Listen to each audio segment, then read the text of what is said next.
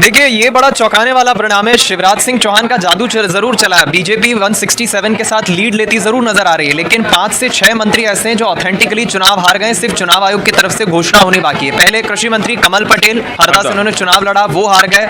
ओम प्रकाश सकलेचा ने जीत जरूर दर्ज की है, लेकिन उनके करीबी साथी राजवर्धन सिंह दत्तीगांव, दूसरा नाम बता रहा हूं, वो चुनाव हार गए। भारत सिंह कुशवाहा ग्वालियर से उन्होंने चुनाव लड़ा, तीसरे वो मंत्री शिवराज कैबिनेट में, वो चुनाव हार गए।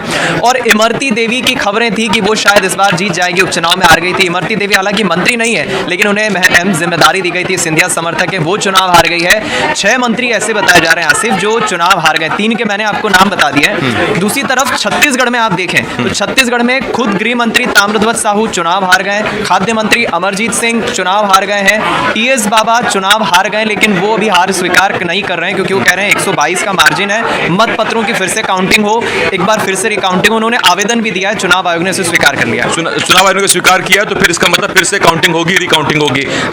ऋतु बताएंगे जरा इस पर क्या खबर है, अपडेट क्या आपके पास बाबा की सीट पर अंबिकापुर से? जैसे कि दीपक ने अभी थोड़ी देर पहले बताया, वही अपडेट सामने निकल कर आ रही है। क्योंकि देखिए, बाबा के अगर बात की जाए तो वो एक ऐसे प्रत्याशी रहे, मंत्री रहे, एक बड़ा चेहरा रहे पार्टी के, तो ये बात थोड़ी सी पचा पाना मुश्किल है कि बाबा हार गए। और देखिए, ये बात तब थोड़ा सा पचा पाना मुश्किल हो जाता है आसिफ, क्योंकि जो वोट मार्जिन जो जैसा कि दीपक ने बताया सिर्फ और सिर्फ 122 वोटों का अंतर है। और जाहिर सी बात है कि बाबा ने इसीलिए अब जो है आवेदन भी दिया है चुनाव आयोग को कि जो रिकाउंटिंग की जाए। हालांकि अब ये देखने वाली बात होगी कि चुनाव आयोग इस पर क्या कुछ एक्शन, मतलब क्या प्रतिक्रिया देता है कि वाकई में क्या रिकाउंटिंग। उसको बता रहे हैं कि रिकाउंटिंग होगी, उस पर बात करेंगे। लेकिन शुभम मेरे साथ हैं और एक बड़ी खबर ये आ रही है कि दतिया से गृह मंत्री नरोत्तम मिश्रा करीब 6-6.5 हजार वोटों से पीछे चल रहे हैं। जो बाकी के बचे राउंड में क्या उसमें वो उस लीड को कवर कर पाएंगे? लेकिन एक बहुत अहम सवाल है शुभम, अगर ये वोट राम मंदिर पर पड़ा है, अगर ये वोट हिंदुत्व पर पड़ा है, अगर ये वोट उस विचारधारा पर पड़ा है,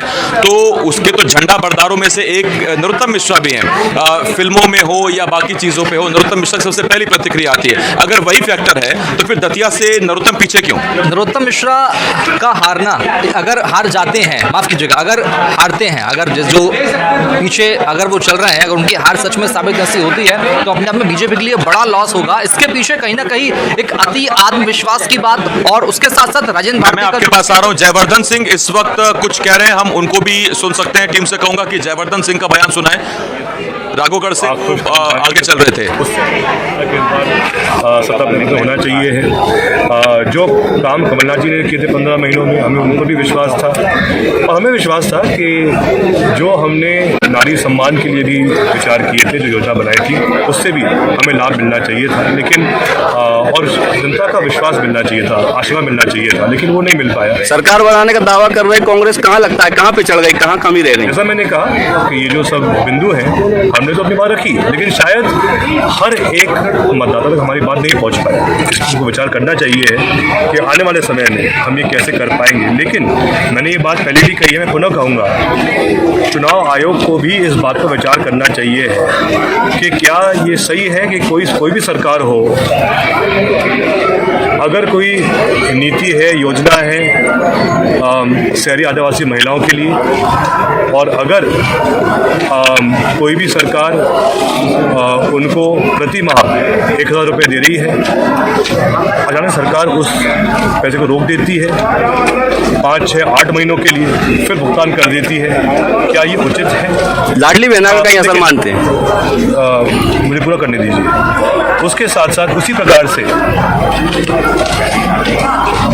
किसान सम्मान निधि प्रधानमंत्री जी घोषित करते हैं 15 तारीख को, वोटिंग के 2 दिन पहले।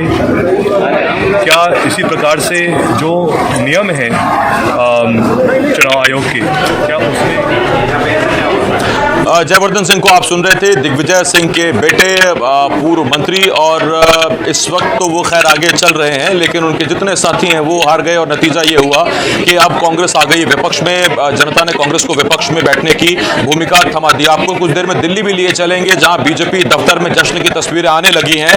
केंद्रीय गृह मंत्री अमित शाह, रणनीतिकार, बीजेपी के चाणक्य कहे जाने वाले अमित शाह पहुंच चुके हैं। आपसे कुछ देर में पीएम मोदी भी पहुंचेंगे और फिर वहां से तस्वीरें आएंगी और पीएम मोदी का जो संबोधन होगा वो बहुत अहम होगा। उस वक्त जो तस्वीरें होंगी, क्योंकि सत्ता का सेमीफाइनल अगर आप इसे कहेंगे तो सेमीफाइनल जीत लिया है, फाइनल 24 में होना है। और सीधी तस्वीरें इस वक्त हम आपको दिखा भी रहे हैं, बीजेपी की तस्वीरें हैं, बीजेपी दफ्तर की तस्वीरें हैं, दिल्ली की केंद्रीय दफ्तर। और ये देखिए, ये बीजेपी कार्यकर्ताओं का हुजूम जमावड़ा वहां लग गया है। तो तस्वीरें इस वक्त आप लाइव देख रहे हैं दिल्ली बीजेपी दफ्तर से।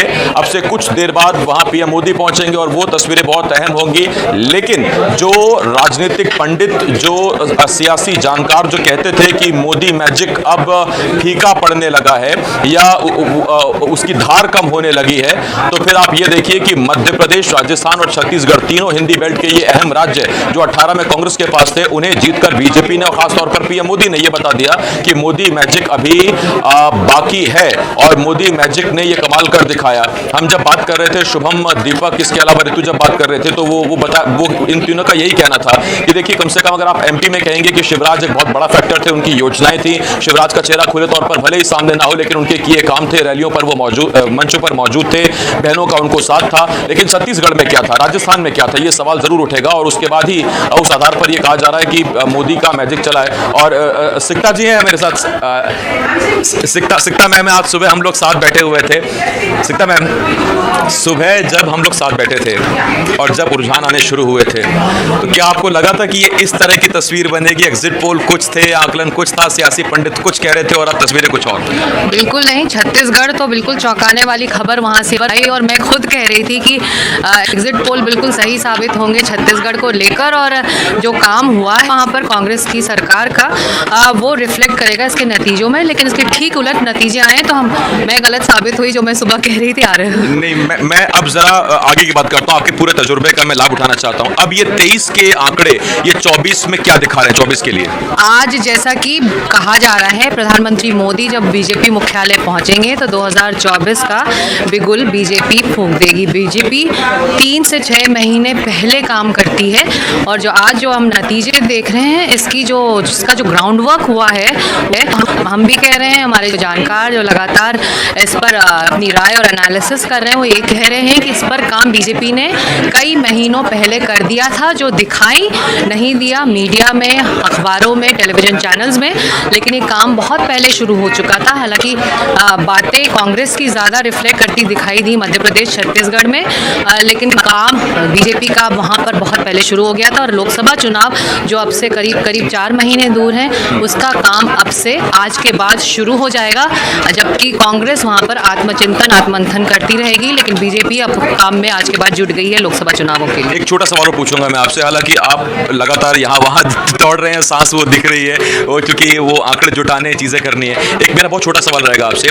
बीजेपी के बारे में कहा जाता है कि वो पैकेजिंग, ब्रांडिंग, मार्केटिंग बड़ी अच्छी करते हैं। तो इस बार हमने ये देखा कि माइक्रो मैनेजमेंट इतना रहा, इतना रूट लेवल पे काम हुआ कि ऊपर तक भले किसी को भनक ना लगी हो कि 160 सीटें आ रही हैं, लेकिन बीजेपी के उस काम ने, उस अंदरूनी काम ने, वो बीजेपी का जो त्रिदेव कार्यकर्ता है, जो पन्ना प्रभारी है, बूथ प्रभारी है, उसने वो कमाल कर दिखाया। तो वो ब्रांडिंग, हाँ जी बिल्कुल बिल्कुल। और जिस तरह से आंकड़े और एनालिसिस, जो ग्राफिक्स हम दिखा रहे हैं, जो आंकड़े सामने आए हैं, जो अंदरूनी इलाकों में, ग्रामीण इलाकों में बीजेपी ने तीनों राज्य बहुत बेहतर प्रदर्शन किया है, यानी कि बीजेपी की पहुंच रही है और बीजेपी ने अपनी बात को उन अंदरूनी इलाकों में पहुंचाया ज़रूर है।